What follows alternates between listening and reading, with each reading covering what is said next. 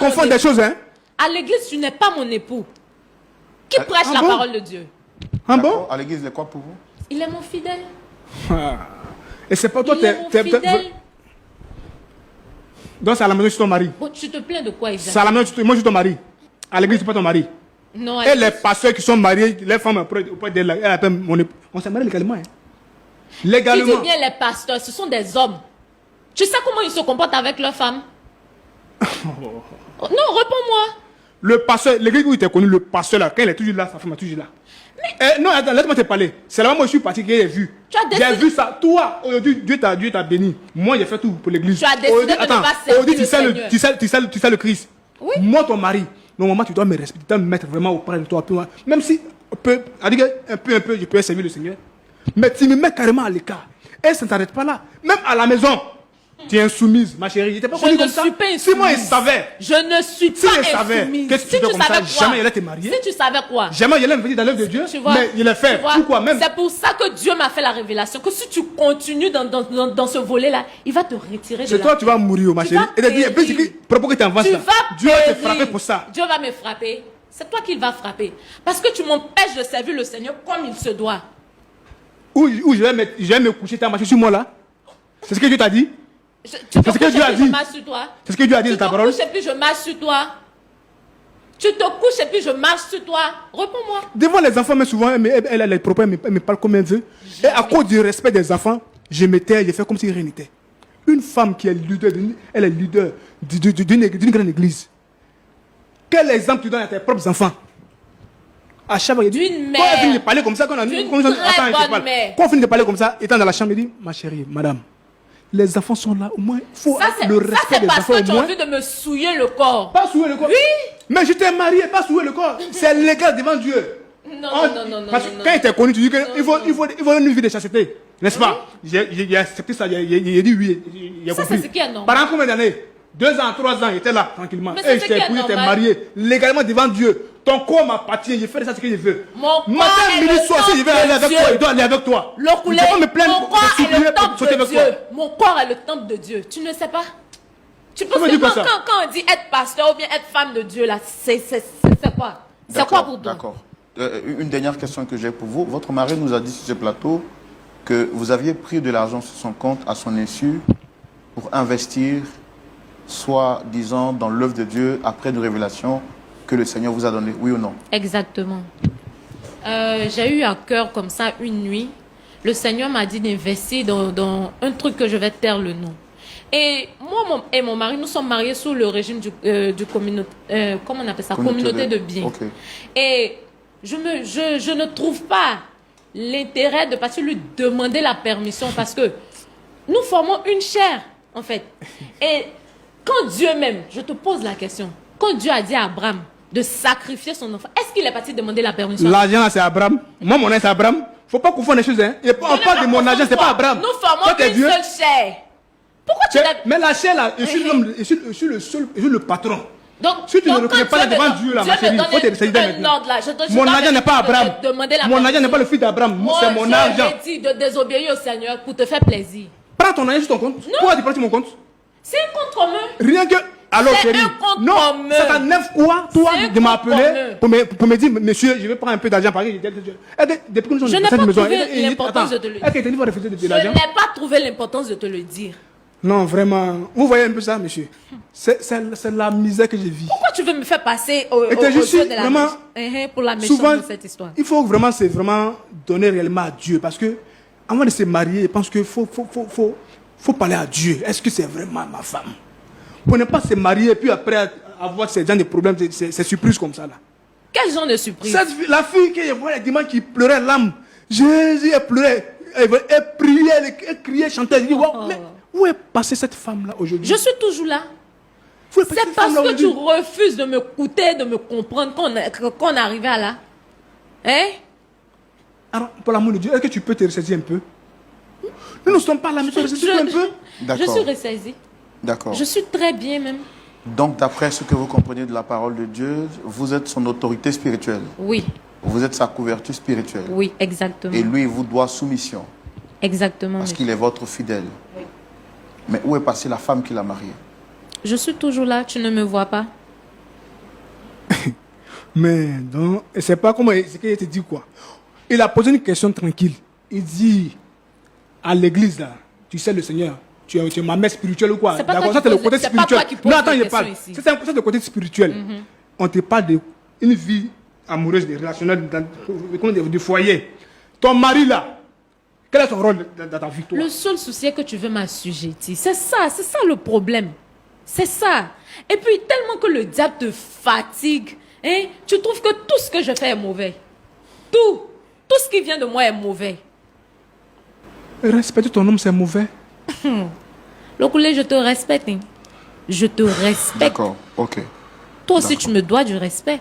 D'accord. En tout cas, merci beaucoup. On a pris le soin de vous écouter. Notre objectif, ce n'était pas de vous exposer, c'est de voir comment est-ce qu'on peut vous aider. Votre mari est venu ici parce que il dit qu'il en a un peu marre.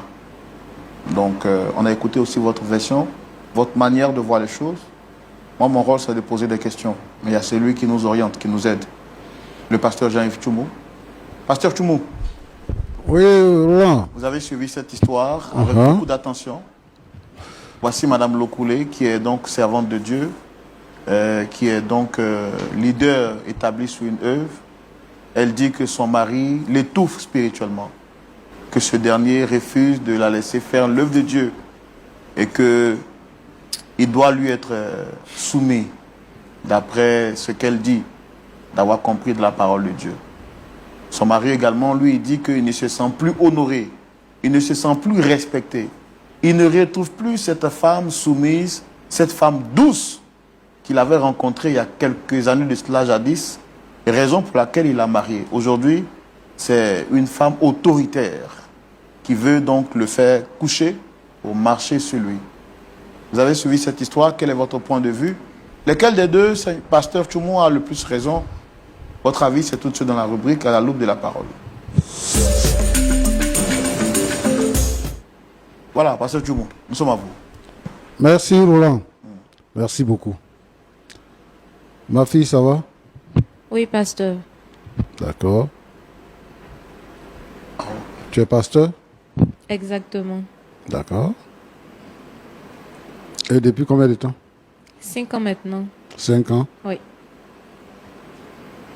Est-ce que tu as déjà vu Dieu? Je crois, oui. Non. Comment je crois? Est-ce que tu as déjà vu Dieu? Pas vraiment, mais ça m'arrive de lui parler et il me répond. Donc je peux Audiblement? dire que Comment? Audiblement? Oui. Est-ce que quand tu pries, quand il parle, c'est comme si moi je te parlais là? C'est comme ça? Non, non. Mais c'est comment? C'est parfois par les songes. C'est pas quand je suis en train de méditer. Plein de choses. Mais il n'est pas physique en fait. D'accord. Elle dit que dans ton entendement, dans tes sentiments, voilà, tu as une sensation et tu te dis que c'est Dieu qui te parle. Oui, oui. D'accord. Bon. Qu'est-ce que tu penses de la Bible et de la révélation? Qu'est-ce que tu penses? Est-ce que tu penses que les paroles qui sont écrites dans la Bible sont au-dessus de la révélation que tu peux avoir dans un songe ou bien dans une méditation, ou bien que les paroles que tu reçois dans un songe et dans une méditation sont supérieures à ce qui est écrit dans la Bible? Pas que c'est supérieur, mais parfois il y a des trucs que Dieu ne mentionne pas dans la Bible qu'il peut me révéler en songe, par exemple. Par exemple, Dieu peut te révéler que tu ne dois pas te soumettre à ton mari, par exemple, et que tu dois refuser de coucher avec ton mari, par exemple. Ça, il peut te révéler ça. Et puis bon, parce que c'est pas mentionné dans la Bible, donc c'est supérieur à la Bible. Non, Dieu ne m'a pas révélé que de ne pas me soumettre à mon mari. Seulement que mon mari refuse de me comprendre. Sinon, je suis une femme très soumise. Vraiment très soumise. Mais laissez-moi vous dire que être une femme pasteur, ça demande beaucoup de choses. Être une femme pasteur et à la fois être le berger de son mari, ça demande beaucoup de choses. Je suis l'autorité spirituelle, comme je viens de le mentionner, que ce soit à l'église ou à la maison. Parce que le même combat que je mène à l'église, c'est le même combat que je mène à la maison. C'est quel combat? Mon mari que vous voyez là, il est beaucoup attaqué. Les liens de famille là, c'est beaucoup. Je suis sa couverture spirituelle. Vous voyez? Donc, je peux même dire que depuis que nous sommes mariés, ces affaires ont prospéré. Tu vois les sorciers la nuit? En tout cas, il est beaucoup attaqué, pasteur. Tu vois les sorciers la nuit? Je peux le dire ainsi, oui. Tu vois les démons aussi la nuit? Oui, oui. Les Surtout démons, ils ceux sont de comment? mon mari, oui. Ils sont comment? Est-ce que tu peux me définir l'aspect physique d'un démon? Je ne peux pas réellement vous décrire. Tu n'arrives pas à distinguer ce que tu vois la nuit? On peut dire ça. Tu es sorcier, non? Non, je ne suis pas sorcière. Mais tu vois les sorciers. Oui. Je ne suis pas sorcière, pasteur. Si. Je suis moi-même pasteur et je parle avec le Seigneur. Tu sais? Et moi, je ne suis pas dans votre maison. Donc, je ne sais pas comment vous vivez dans votre maison. Mais ce que je suis en train de voir sur le plateau, dit long. Parce que tu te présentes comme une femme vraiment autoritaire. Une femme qui a tout pouvoir. Tu te caches derrière le fait que tu es servante de Dieu, tu es pasteur. Donc, ça te donne le droit d'appeler ton mari mon enfant à l'église. Et même quand il veut te parler, tu lui dis, assieds-toi, je viens. Tu as dit ici sur ce plateau que c'est ton fidèle. Tu parles de ton mari, hein? Tu dis c'est ton fidèle. Voilà. Tu dis c'est ton fidèle. Oui. Alors que c'est ton mari. Et il a dit que si tu continues de le traiter comme ça, lui va te laisser, tu dis qu'il va mourir. Est-ce que la Bible encourage les pasteurs à prononcer des paroles de malédiction ou les paroles de mort sur les chrétiens, ou bien sur sa femme, ou bien sur son mari? Est-ce que la Bible encourage ça? Non, la Bible ne l'encourage pas. Mais Et ta c'est une révélation, les révélations que tu as reçues là t'encouragent à dire ça. C'est une révélation, c'est Dieu Qui te m'a révèle les parlé. choses même? C'est Dieu. C'est pas Dieu, hein. Dieu que moi je connais, je sers là. C'est pas lui, hein. C'est pas lui. C'est pas lui. L'amour de Dieu. L'amour de Dieu. Jésus est mort pour nous. Jésus est mort à la croix pour que nous ayons la vie. Donc, Jésus ne peut pas, Dieu ne peut pas tuer un homme parce que sa femme est pasteur et que sa femme prend de l'autorité sur lui, donc Dieu va le tuer. Si tu l'aimes plus là, faut le laisser. Au lieu de chercher à le tuer là, si tu l'aimes plus, faut le laisser. Et puis moi je suis pasteur. Si toi tu es pasteur, je suis devenu pasteur avant toi. Et donc le message du pasteur là, c'est un message bibliocentrique et christocentrique. Nous, on n'est pas des gens qui sont portés sur le fait des rêves ou bien de l'imagination. Parce qu'on veut que cela soit. Donc on dit ça. Des pasteurs aujourd'hui qui maudissent les gens, qui prononcent des paroles de mort sur la vie des gens. L'homme avec qui tu dors dans la maison, qui t'a fait 2 enfants, c'est lui, tu dis, il va mourir. S'il meurt, tu vas prendre un autre garçon, c'est ça? Non, C'est c'est pas ça? ce que j'ai Non, dit. tu vas Mais c'est quoi tu as dit? Tu dis que Dieu va le retirer de la terre parce Oui. qu'il ne se soumet pas à toi. Parce qu'il refuse que je fasse l'œuvre de Dieu. Moi, je n'ai jamais Et refusé. lui-même, il a construit le temple dans lequel tu es. C'est lui-même qui a construit. En fait, j'ai l'impression qu'il n'avait pas conscience de comment les choses, de la tournure des choses en fait. Vraiment. Ma petite, est-ce que tu sais que ce que tu fais là, c'est dangereux pour toi-même? Est-ce que tu sais que c'est dangereux pour toi-même? Tu es orgueilleuse, 1. Tu n'es pas soumise, 2. Tu es très arrogante. Et tu mens en plus. Parce que tu te dis pasteur. Vraiment, si tu es pasteur, c'est que tu n'es pas pasteur de Jésus-Christ. C'est ça. Tu es pasteur ailleurs.